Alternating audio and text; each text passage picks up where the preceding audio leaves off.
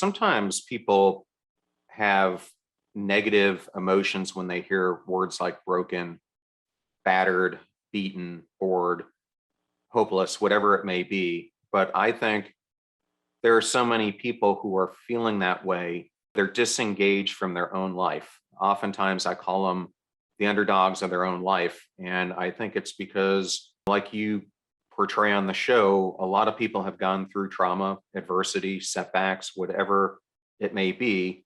And it's hard to learn to be resilient to those things. In fact, I have a solo episode coming out this week on the power of resiliency. So, what are some of your ideas on how do you achieve post traumatic growth? Yeah, well, I love the idea about resiliency. I think it's natively and inherently a part of what it is that we are as the human species. If you look at the biological growth of us as human beings, what is the number one function of the brain? It's a biological response mechanism, containment system, whatever you want to call it, that is about survival. And on the backside of survival is obviously procreation, right? But first and foremost, it's survival. So inherently, we're built to be resilient. For some of us, it's a harder journey than others, but ultimately, I do think that we're all fit for it. And I think that, and I love the parlay, and this is going to answer your question, I think the way that you actually start to have growth on the backside of dark things that happen is a few different things. First and foremost, John, and I think that you can agree with me on this, bad things are going to happen. Like that is the human experience. We all have it. It's unavoidable. The measure and the scope of it is going to vary person to person, but ultimately we're all going to face suffering and pain and loss and death. That is just how it is.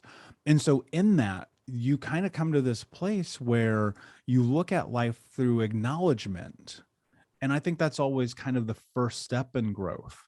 Like, can you acknowledge it? Can you just look at it and go, yeah, bad things happen to me? That doesn't mean you're culpable. That's not culpability. That is not the same thing. It's not your fault. If you had terrible parents in a community that didn't support you and learning disability, and all the things, the list goes on and on and on. But at some point in your life, you're going to have to look at it. You're going to have to make a decision, and you're going to have to recognize something really important about the truth of everything that comes next. And it's a question. It's a simple question, but it's a difficult one to answer. Are you taking care of yourself, or are you taking it easy on yourself? And those are two vastly different things, right? And when we get into the scope of taking it easy on ourselves by not living into our truth, by not living into our potential, by not going and pushing the envelope of what we think we can do, then we are losing. It's so dismissive to go through all of the things that we experience in life and then to be stuck in a corner playing the victim role. Now, that said, I'll be the first one to raise my hand and go, I played that card for a very long time. I look at my life at 25. I'm 350 pounds, smoking 2 packs of cigarettes a day, drinking myself to sleep, destroying my life, going and working at a job in corporate America that I hated just because I got paid well. And I look at that and I go, that's allowing other people to dictate my life, right? The people who always told me you're not good enough, you're not strong enough, you're not capable enough. Okay, great. Well, if I allow that to be my narrative, then that will be my reality.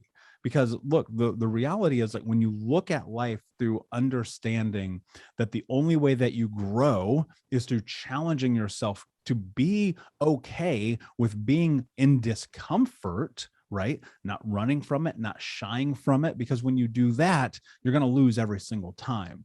Because on the other side of discomfort, on the other side of doing that thing that is so unbelievably, incredibly painful in the moment, right? Something is different in your life on the other side. And I think about this every day. If you do something different, people are always like, can I make my life better? John, I don't know what better means. What does better mean? What is the measurement? How do you quantify better? I don't know how to do that, but I do know different.